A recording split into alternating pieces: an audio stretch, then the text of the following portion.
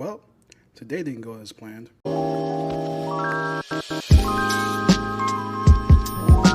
Hey y'all, this is Ken Sparks from See For Yourself. I'm actually at a auto body shop. Why? Because my car betrayed me. I figured the best thing to do is to talk about more invincible cars than my own and rank the Fast and Furious saga. Before you get into that, why don't you go down and hit that subscribe button so you can get more of this good content that sometimes comes from real life situations. Starting at number 11, Fast 10, because it's just that bad. Fast 10 just came out this week, and I had the pleasure of watching some truly strange feats by Dominic Toretto, where he's basically become a superhero. He's been a superhero for 3 movies now, and the only good thing about this movie is actually Jason Momoa as Dante. Number 10, Fast 9. Started to feel the fatigue of the Fast series, trying to convince me that John Cena is Dominic Toretto's brother. They look nothing alike.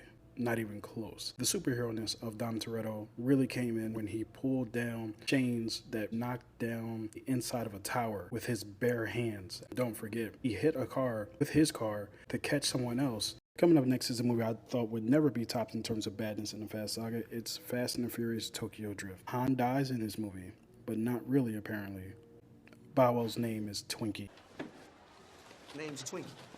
Hey, I noticed you ain't have a laptop. And that's kind of all you need to know.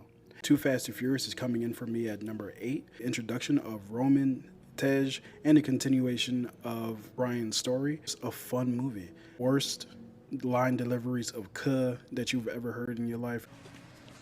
I said forget about it, cuh. And it's kind of the start of the ridiculousness. Brian and Roman jump their car onto a moving boat.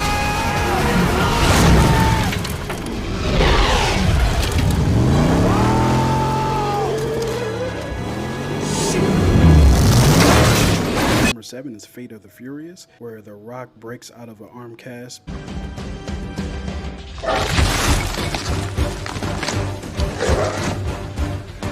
And in the same movie, a missile is shot at him by a submarine while they're driving cars in the Arctic, and he pushes the missile with his bare hands into another car. This movie is phenomenal because it's dumb. And it's the introduction of Cypher, who is probably the worst villain of the franchise. Also, Fate, as in 8. Fate of the Furious.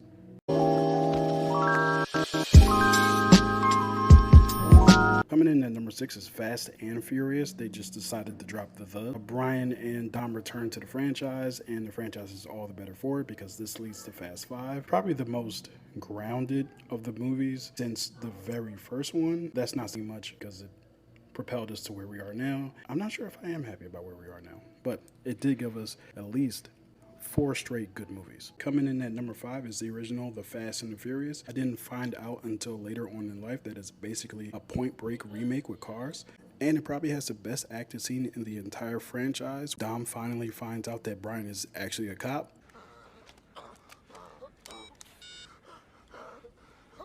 Yeah, this is Officer Brian O'Connor.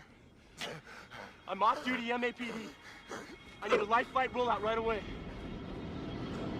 My 20 is Highway 86, mile marker 147. I got one trauma victim, about 24 years of age, 6 foot, maybe 200 pounds. He's got real deep laceration to his right arm with arterial bleeding. And he's got a shotgun wound, close range to his left flank. Yeah, he's going into shock. Those are Vin Diesel's actual acting chops. Coming in at number 4 is actually Furious 7. Jason Statham is introduced to the franchise, and we're skydiving from cars now. Dominic Toretto curb stomps the ground like the Hulk. The entire complex falls apart.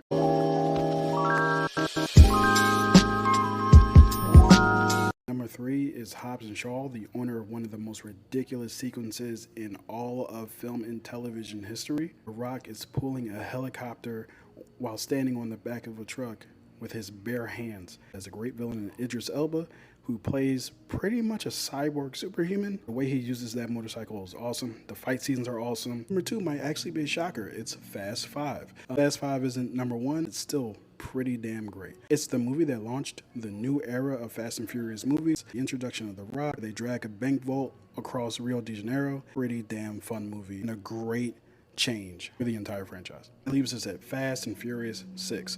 Fast and Furious 6 is just pure fun. Builds off of Fast 5. There's a damn tank.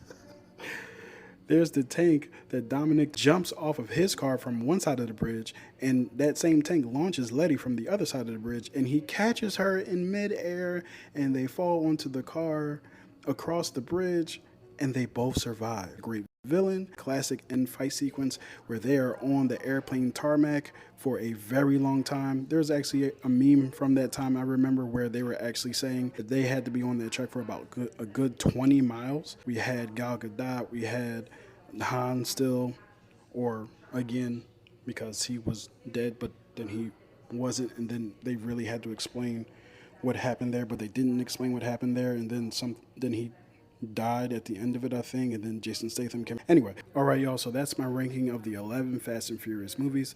Let me know what you think. What did you think I got right? What did you think I got wrong? And if you haven't seen any of the Fast and Furious movies, please go see for yourself. Don't forget to like and subscribe, and I will see you guys next Friday.